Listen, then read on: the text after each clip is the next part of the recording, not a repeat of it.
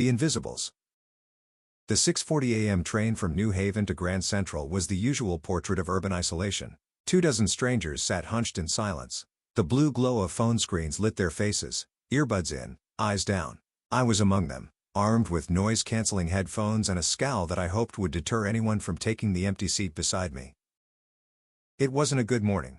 My presentation to the board had been moved up a day, my coffee had spilled on my laptop bag, and the rain outside matched my mood, relentless and gray.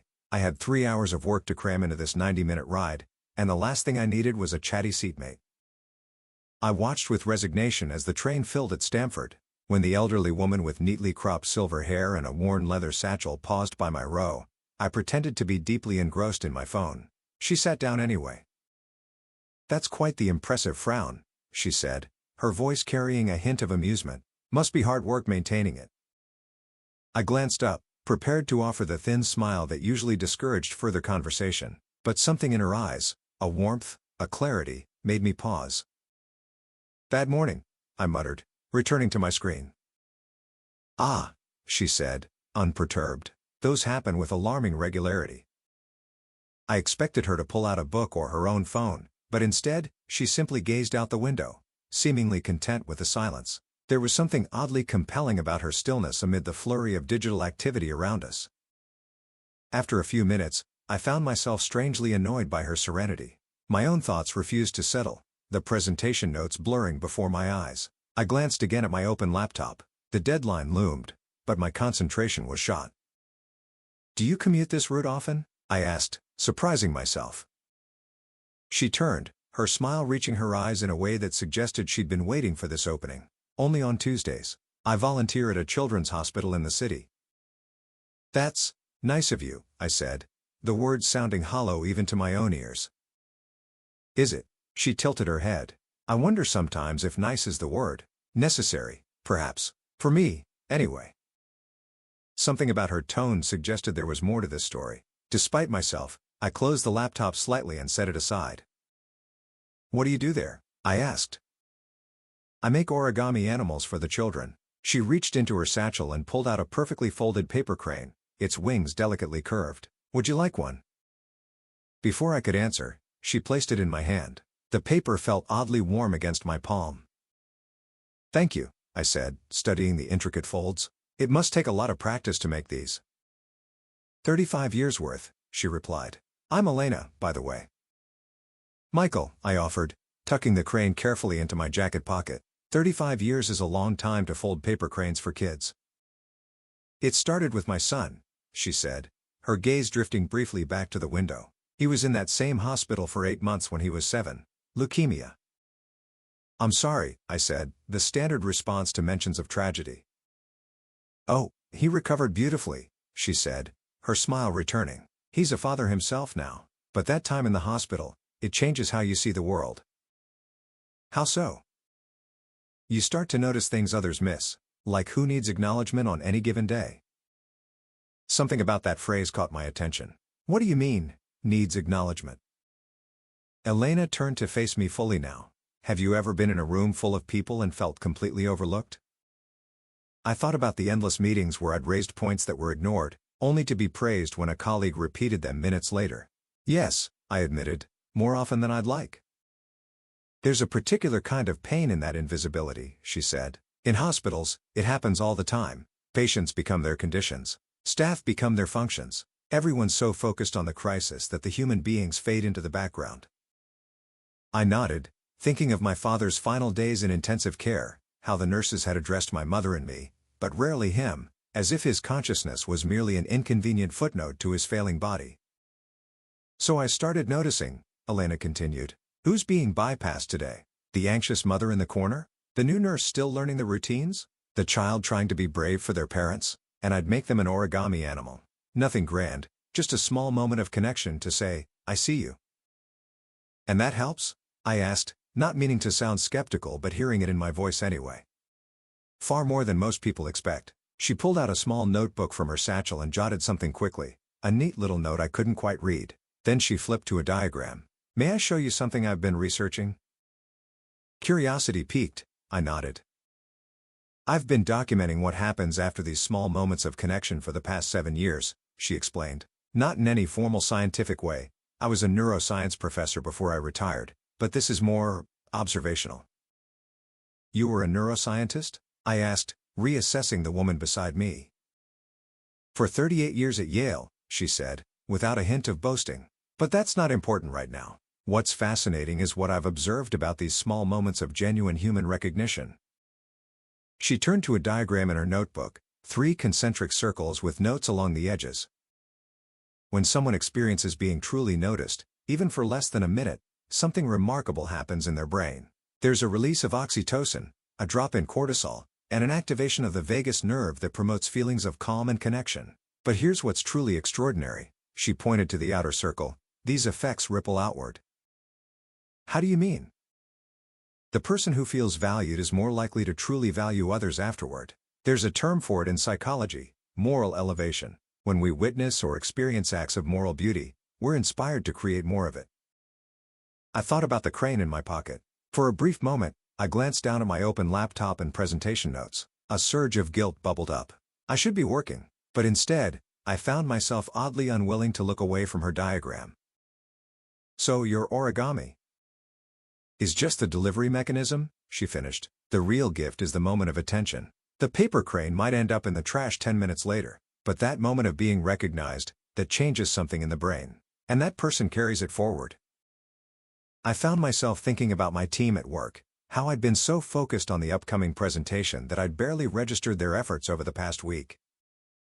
I've documented hundreds of these ripple effects, Elena continued. A child I gave a paper frog to showed it to his nurse. The next day, that nurse spent extra time with an elderly patient who was confused and frightened. That patient's daughter witnessed this kindness and later that week helped a stranger having a panic attack in a grocery store. You can't know all that came from your paper frog, I said, the skeptic in me emerging again.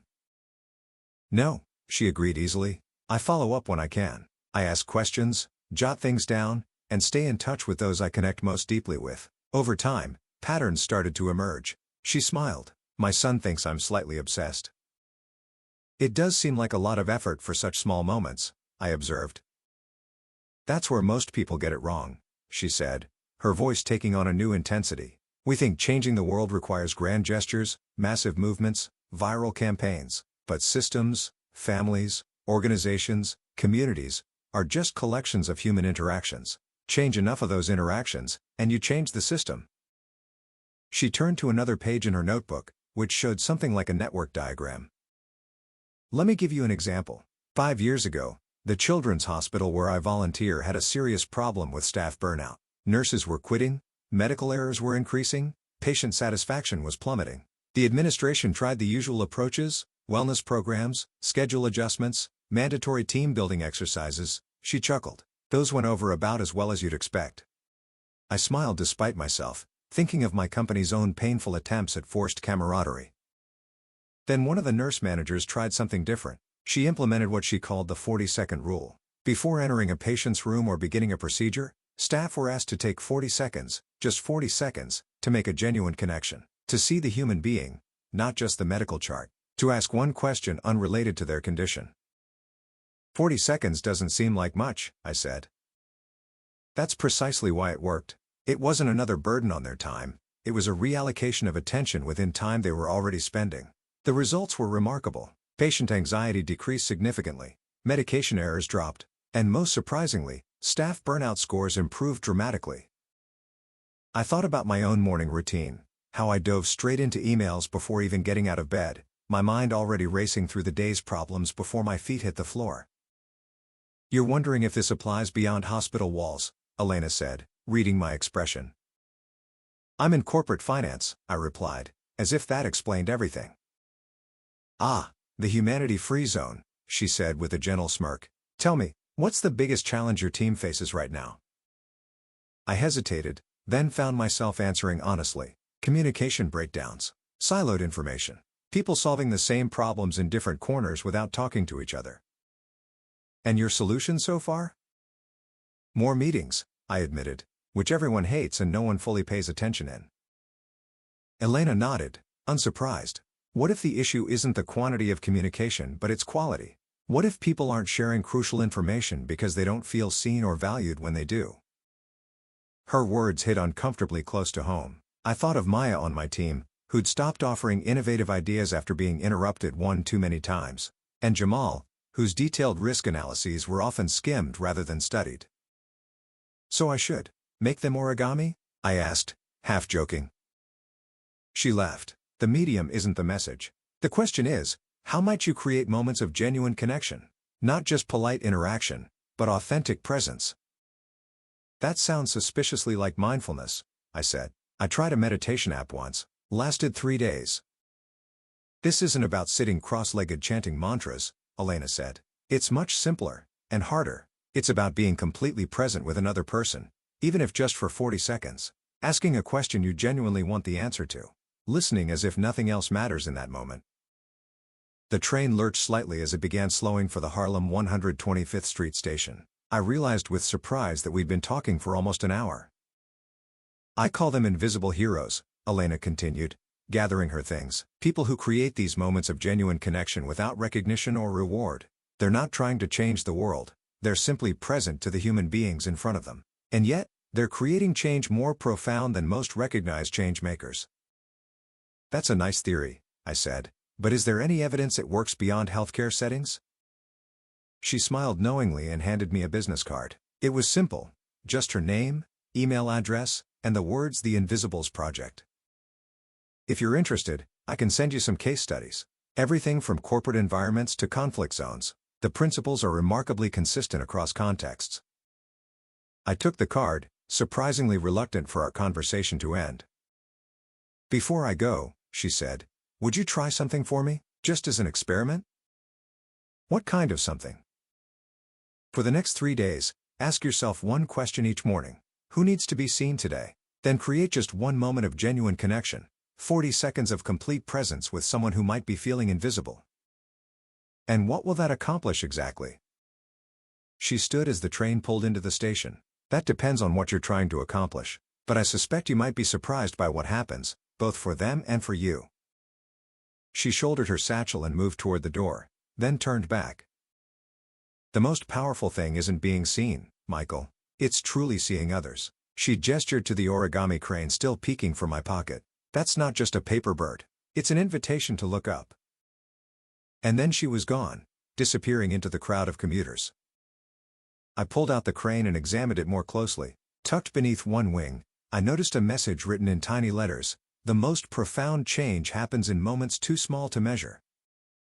I carefully returned it to my pocket and opened my laptop. My presentation notes stared back at me, but somehow they didn't seem as urgent as before. Instead, I found myself typing a new header on a blank document.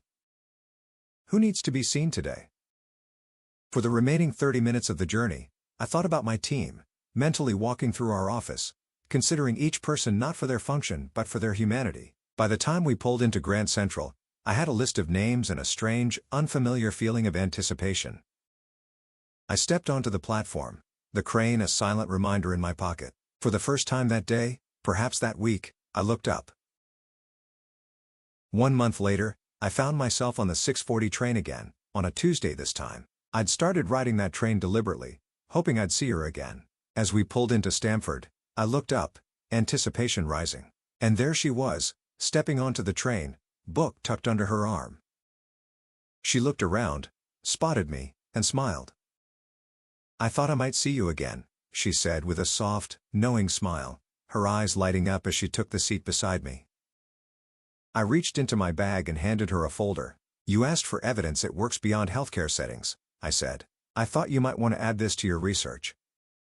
She opened it to find charts showing dramatic improvements in my team's productivity, innovation metrics, and retention rates. But beneath those were dozens of stories, ripple effects I'd documented just as she had, of small moments of connection creating surprising changes throughout our organization and beyond. "I've become something of an invisible hero evangelist," I admitted with a small laugh, still a little surprised at how much the role had come to mean to me. "My colleagues think I've lost my mind, but they can't argue with the results." "And what about you?" she asked. "How has creating these moments changed things for you?" I hesitated, the question settling deeper than I expected. For a few seconds, I just sat there, weighing the answer before I spoke. I considered the question, thinking about how different my life felt now compared to our first meeting. How I no longer dreaded Monday mornings. How I'd reconnected with friends I'd been too busy to see for years. How I'd started noticing quiet changemakers everywhere once I knew what to look for. I think, I said slowly, I've finally learned how to look up. Elena smiled and reached into her satchel. Then I believe you're ready for the next step, she said, handing me a new origami figure, this time a phoenix rising from meticulously folded flames. Like the phoenix, she added gently, sometimes we rise by transforming the smallest parts of ourselves. I turned it over in my hand, marveling at the precision, the quiet power in its design. It felt like more than a gesture, it felt like a doorway, not to a grand transformation, but to the quiet discipline of noticing. And sometimes, that's all it takes.